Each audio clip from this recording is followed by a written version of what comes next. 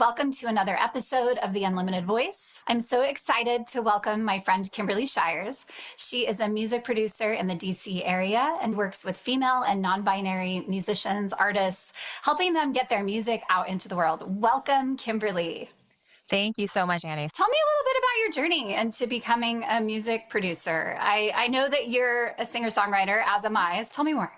Yeah, so I studied music in college, classically trained, playing in orchestras, and wanted to have a career working in a military band. Following that path, my main instrument is the clarinet. I graduated and suddenly found myself a little burnt out. I started a corporate journey at that point and got my MBA, started climbing corporate ladders. Then, 15 years later or so, something really felt missing. And I really found that I needed music back in my life in a major way. So I started dabbling in different things. I bought a guitar. I learned how to play it. I started taking singing lessons. I started writing my own music and just doing something that I felt was a bit more resonating. When the pandemic hit, I found myself wanting to get what was in my head out into recording. Yeah. I worked with a few producers at that point, but I already knew that I wanted to produce myself. I started learning all the ropes, taking courses online, working with mentors, initially just to produce my own music. I loved it and took to it very naturally. I was working with a number of collaborators. They started hiring me to produce their music, and then I realized, oh, this is fun. I really like doing this. So I just leaned right into it and found a cozy home while working with female and non-binary artists. Tell me what genres you produce the most of. It's anywhere from indie pop to folk Americana. I would say two different types of artists that I'm working with. Those that are primarily singers, where I'm mostly producing the track for them. They're not generally bringing much instrumentation. I'm creating all the instrumentals for them. And then I have those that are a little bit more in the folk Americana genre, where they're bringing their own acoustic instruments. They're bringing their friends in to record acoustic instruments. So it's much more of a recording session and a collaboration with a lot of different artists that are coming together. So it's more organic, a lot more human interaction, whereas some of the more indie pop stuff is actually a little bit more creative for me. So I really enjoy it, but they're very different projects. I work in both of them pretty equally well. Tell me about your production style and why singer-songwriters resonate with your style. One thing about me is I'm really focused on the artist. I'm very artist-centered. A lot of producers will say, I'm here to serve the song. And that's great and fine. But is that my job or the artist's job? So I think to myself, I'm here to serve the artist.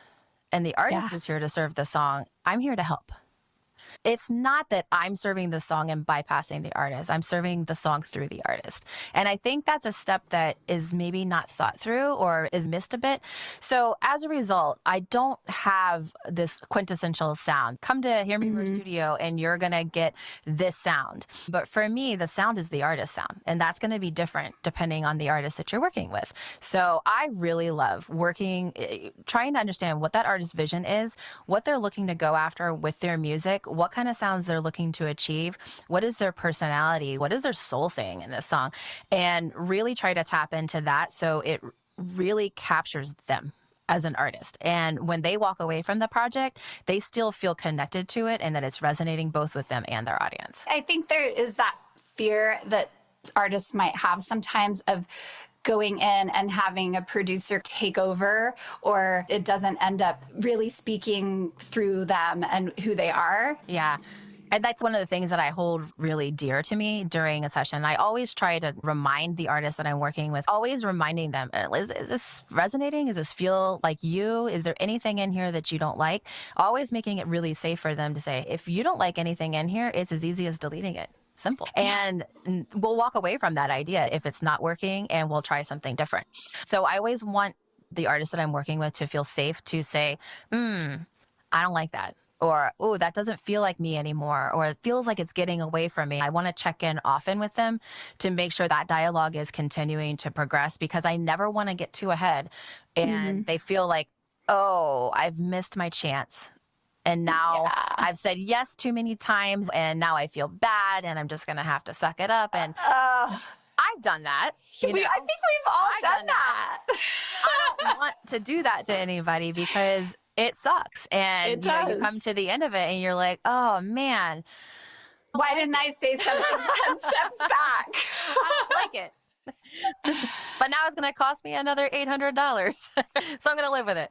It's like, because I don't not like it. I just it got away from me or something like that. And I hear other artists talking about their experiences, that they've worked with somebody and they felt like they got steamrolled, or that they felt like it was moving too fast, or they didn't have the words to get their ideas out even. You don't have the vocabulary. So Right. I think that's important for a producer to also recognize that you're not talking to another producer. A singer-songwriter may also be a budding producer themselves, but they also may not be. They may not have ever opened a DAW before. They may not have ever been in a recording session before. You have to know what their language is and how they're communicating about their music and their vision, and take the time to really understand it. That's the job, to really fully understand that. This kind of takes me into my next question. What are some of the most common challenges that you see that singer-songwriters face in the studio, and how do you help them overcome them? Well, I think finding the words is the challenging thing. One thing I've kind of learned through trial and error, but when you ask it, so like one of the things that we'll do in the very start of working together, we'll listen to a lot of music. That's something that brings barriers down in the language and communicating. I'll ask a lot of questions. What are you hearing here? What are you not hearing? What do you like about this? And then let's zero into this little synth line. Let's zero into this other line, and how this particular instrument is functioning here. And do you like it or do you not like it? Then I can kind of get a sense for do they like things that have really big sounds?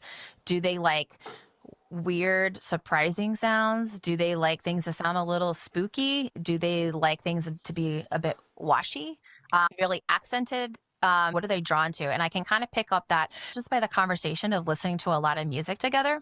I'll intentionally play music that I am pretty sure is not their vision, because I want to gauge where the bounds are. They'll always be like, no. And I'll be like, I knew that. And it probably also gives them a chance to practice oh yeah, I can say no to this person. I think there's also certain common things that people will say that I kind of have to interpret and then understand how they're using the words. Sometimes if they don't have the vocabulary, they may say something like, it felt like it went down tempo. Well, it didn't go down tempo. The tempo was the same. The tempo is the same, right? So it's not like you're going, well, it didn't go down. The energy of it or something else lowered. It means energy. It means energy. It means that the wind got sucked out of the sails. It's my job to know that if you say something that's not correct, to try to interpret what you actually mean. The idea is find out the answer through discovery by asking questions. So it's a thing where we learn each other, and I can educate them along the way, but just try to understand what they mean without shutting them down. That's really important. You never want to shut an artist down, especially if you're working with them to get their art and vision out of them, because that is, solid. That's legitimate. We may not know how to articulate it in a correct way, but who cares? What is a skill or quality that every singer-songwriter needs that they should bring into the recording studio? I think what's really helpful, because I think it's going to lead to having the best and a very confident performance where they feel really connected to it, is to know the parameters of their own voice, and to know what their voice is capable of doing, what their voice is capable of doing well, what feels good. Because you can hear things in your head. I think we're all guilty of it. I'm certainly guilty of writing songs I cannot sing. Totally. Goals, right? Dang it. Now I need voice lessons. You're going to do that. And it's good to do that too, because it does give you goals to work for, because you may be capable of singing it later. Yeah, I've certainly absolutely. been able to surpass my own bounds of my voice, where it was one time to being somewhere else. Then I can sing things that I wrote a long time ago that I couldn't sing before, but I can sing them now. That's good for stretching yourself. So when you're walking into the studio, you want the song that you're singing to feel good, because when the song feels good, that's when you're connecting with it emotionally. It's really hard to connect with a song emotionally when it doesn't feel good singing it. I think knowing your own capabilities and being happy with where you are right now and saying, yes, I'm going to come in here and I'm going to nail this song because I got this. And then as a producer, I'm going to connect with that, because every person who comes into the studio and delivers an emotional performance, I can guarantee you our productions are better. I'm feeling it and giving you a much more emotional production. And I also enjoy producing it more. I really thrive on it. Yeah. I mean, even if it means keeping it a little simpler. Yeah. than what you originally heard in your head or wish that it could be. But right now, it's being in that acceptance of where you're at and leaning into that and loving that. Even if you're still excited and eager about where it could still grow, it's like not biting off more than you can chew in that recording session. Exactly. It's a balancing act because as musicians, we're always growing and you always have this carrot that's like hanging out in front of your nose. And I think it's a trap that we do fall into of thinking you're not good enough because you're not eating your carrot. You actually are. And nobody else knows what that carrot is except for you. Work within your strengths of that moment and keep pushing for that carrot. Feel good about what it is that you're performing and never think that if you're not performing where your carrot is, that it's not acceptable or good or enjoyable, because that's simply not true. If you're out there and you're making this connecting emotional performance, people will connect with it. But even if you're just singing 5 notes. Yes, I can list a lot of songs that I love, and they're not like these big crazy vocals, but they're so connected emotionally that you wouldn't want them to be any different than what they are. Right. Exactly. Well, I feel like you might have kind of answered this, but what advice do you have for singers to deliver their best vocal performance in a recording session? Yeah, I did, I think, partly. So I'm going to take it from a more technical angle instead. So when you're in a session, you're going to be singing the same part multiple times because we're not aiming to get a perfect take. Like, do you initially have them sing top to bottom just so you have one kind of go through? When we start the vocal day, we usually will just like to let them feel into it, warm up, feel comfortable in the space, because I think that there's a bit of a curve there of just like walking into a new space, the red light's on, there's somebody sitting there listening to you, you're extra judgmental of yourself. So just giving them that space to go through the whole thing, I think I just kind of use it as a warm up, and there may be good stuff in there. There were times that we recorded all the way through and we're like chills everywhere. You're like, oh, okay, well, let's just go through and find the words that sound a little weird and punch them in, and then we're done. Honestly, we finished in like 15 minutes. That's so fun. Usually, we go through the whole song, but then we'll go back and gauge what kind of artist they are, what kind of singer they are. Some people deliver better if they go all the way through the song and they're building on their energy and they're very consistent in how they deliver the songs. Others are much better doing section by section. So let's go through and do all the verses. Then let's go through and do all the choruses, and then I'll just loop it and then have them do it 5 different times, and then we'll be like, okay, which one was the best one, and then take the best one and then comp from there. So this leads me into the tip. When we're doing comping, let's say you go through and you sing it in your head voice and do a like very sweet angelic kind of delivery of the song, and then the next take of it, you like grab your leather coat and you put it on, you get all chest voicey and like really dynamic and aggressive with your singing. I can't comp any of that. It's one take or the other, and there is nothing usable from both of those things. The thing that's really important is when we start getting into we've made a decision about how you're going to sing it, that we stick with that decision and move away from experimenting and into consistency. So you want consistency in your takes. That way you can punch in the best words. If I had 5 takes of you singing the same thing in roughly the same way, all we're doing then is correcting something that might have been an imperfection. Like you slid into the note too much, or it was off key, or your voice cracked, or you said the vowel weird. Like that's one of the more common things. I can help with that. I don't like how I said that word. It sounds weird. These are all things that your lessons definitely help with. That's a great tip, though. Consistency. So how can singers enhance their songs before they even step into the studio? I think knowing how they're connecting to that song emotionally and be really decisive in how you're connecting with that song emotionally. Because I think that's something that really comes through in a recording. If a vocalist is indecisive about how they're connected to the song, it's going to come through in the performance. It's going to feel vague. And the audience isn't going to connect with it as much. So being really clear on how you want to connect with it, and then communicate that with the producer. And if you're doing anything that feels disconnected from that, that's a conversation that I would have with the artist. And where the acting comes in. Who am I singing this to? What does it mean underneath these words? What am I communicating? How do I feel about this? What do I want my listener to feel when they're listening? So This is really fun. These are great tips. What's the most memorable recording session you've been a part of and why? Why? Okay, this one was really special. I had an artist come to me, and it was a very personal project that she was working on. It was a song that she had written not long after her mother had passed away. And when she wrote the song, she looked at it lyrically and sonically, and as an artist, it wasn't particularly similar to anything else she had ever done. She's reading the words and she's thinking, these aren't even words I would really say. She realized in that moment that she felt like her mother was communicating through her to write the song. She considered it a co-write with her mother, which made me cry. She came in and brought photos of her mother and had them all over the studio to hold that close and channel that energy. It was really special and powerful. The song cappella, just her and a tambourine. Wow. And it's like the only thing like that I've ever done. That was really good. She did it as a personal project, so it's not even released out or anything. It's Oh, on wow. our SoundCloud, but I wish she would release it. I have one more question about tips for singer-songwriters. Do you feel like it's helpful for a singer-songwriter to have experience recording themselves at home in their own studio before they might hire someone? It's not really necessary, but it's one of those things that the more you know, the better it can be. If I'm working with an artist who knows how to do that themselves, the level of our collaboration can potentially go further. And there's more options, because if we can't find timing that works out, maybe we can move the project along faster because they could record something at home and just send it to me.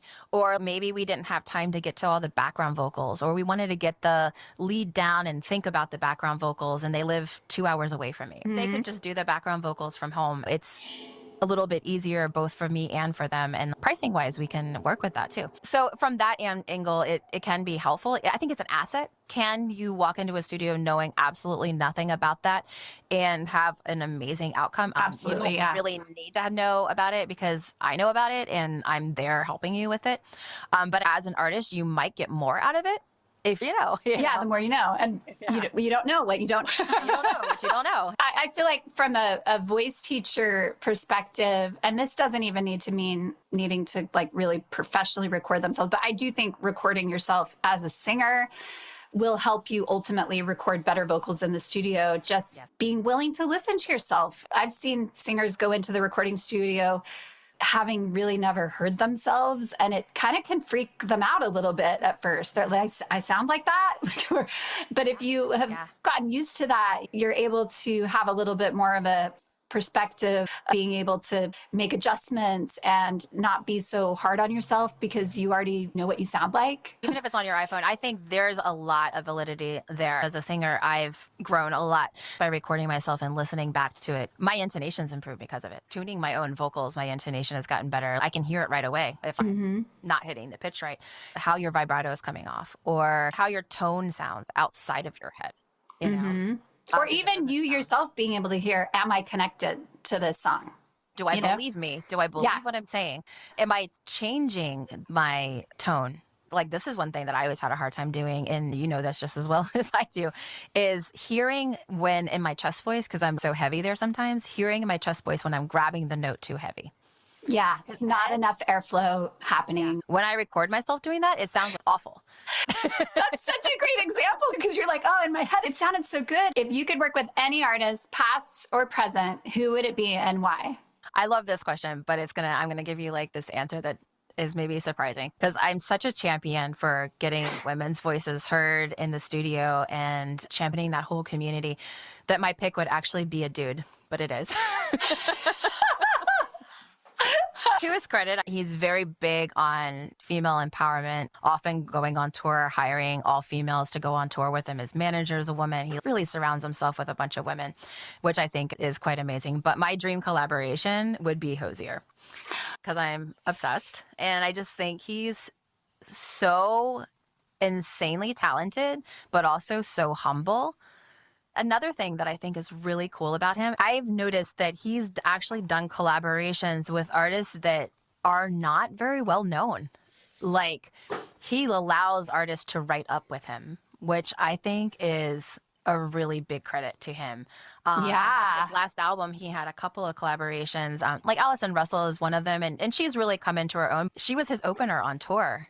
It's amazing. With her. He doesn't turn his nose up to that kind of thing, which I Right. think is really admirable. They did another collaboration with an artist. Her name is Bedouin, which I don't think a lot of people know who she is. She's established enough, but he uses his voice to help another person get more established, which I think is really admirable. And they're all women too. So he's Yeah, like, that's so cool. it's like he's one of us. Also, his voice, it's hard not to be obsessed with that. So good. Dreamy. What inspires you to keep creating and producing music? I think it's when I get those sparks with the people I'm working with, that energy exchange, and when they have a win, when they've connected with something really emotionally, and then it allowed me to connect with it emotionally. It's just these reminders that we're Yeah. human. Yeah. We have feelings. And this is good. And, it's like we're connecting. It's always the good practice to be looking for moments of awe in life in general. Yes. And art is a place where a lot of awe resides. So when you're creating art and you're creating it not just on your own, I'm getting the awe from other people and what they're creating and what I'm helping them create, which is, to me, super inspiring. And it's also really fun when they have their wins. Just this week, one of the artists I was working with won gold in a songwriting contest, the Mid-Atlantic Songwriting Contest. This is the second year in a row that she entered with a song that I produced with her, and she won gold. And she's got a streak going. And that just made me so happy that something that we worked on together gave her that return. And that was awesome. So it's the little things like that. So what's the most important piece of advice you would give to someone just starting out in their music career? Take the pressure off. I think it's a really important question to ask yourself if you're having fun, whatever it is you're doing. The moment it's not fun, you're probably doing something wrong. Getting ahead of yourself, getting into something maybe you don't actually want to do. So I think it's a valid question. Do I want to do this? Is this fun for me? Do I enjoy it? Am I getting out of it what I think I should be getting out of it? By taking that pressure off, you're doing it for the fun, for the connectivity, for the expression. I think that is what keeps you grounded and keeping going. Doing it for other external validation reasons is not sustainable. So I would say that would be my biggest advice is always make sure that you're having fun with what you're doing. Because there's no point. You don't have to do it. Not fun, don't do it. Tell me how people can learn more about you and your work. Okay. I have a website called hearmeroarstudio.com. If you Google that, you'll find it right away. On there, I have a lot of information about me, how to work with me, what my process looks like, examples of my work. I also have a free resource, how to record your vocals from home. I wanted there to be flexibility for artists who don't have access to recording studios. It is so accessible to record from home, and that is a very fixable problem. And I want to help fix that problem. Yeah. If the issue is, okay, I can't produce it, I could get my vocals. Remote production is super easy to obtain. I do it. A lot of producers do that. So as long as you can get your own vocals there and have some basic skills in the DAW, you can really be off and running and achieve a lot in a more affordable way. We were talking earlier about using it as a tool for self-improvement. It helps the quality of your voice. It helps your accessibility to what you can do. It is more affordable, and it's just so much easier than a lot of people think. They think they have to have all this crazy sound treatment and stuff like that.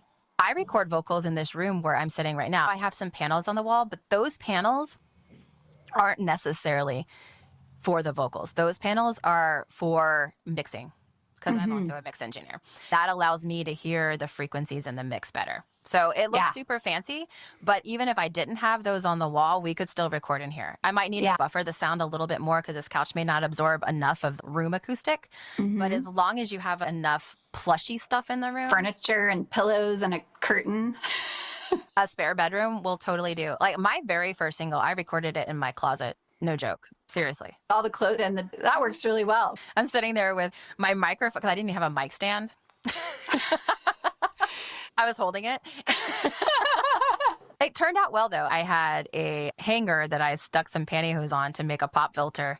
Brilliant. You listen to the song and you cannot tell. She was in her closet with a hanger and some pantyhose. That is how easy it is. You don't need anything fancy. To start, you actually don't need that much at all, because whatever you do in the very beginning is probably not something you're going to do anything with. It's all going to be learning, and get a karaoke track and learn to sing to that. Just sing things and record yourself singing things that you have no intention of using. That just takes all the pressure off of it. In my ebook, I go through all of that step by step, all the different, a very practical guide to like, this is what you need and nothing else to get started. You can always build on it if you end up wanting to do session singing work and things like that. But to get started, you don't need anything really fancy. So I go through all that and I go through steps to like, this is what you do first, this is what you do second, this is how you set things up, all that kind of stuff. And it's a kind of a fun read. Great. I tried to make it funny. I love it. Let it be fun. Bottom line is, let nothing stop you from getting your songs out. Kimberly, thank you so much for coming. I think there were just so many golden nuggets of wisdom in here for singers and songwriters and anyone who wants to record music. I'll link the vocal guide in the description and your website. See you in the next episode.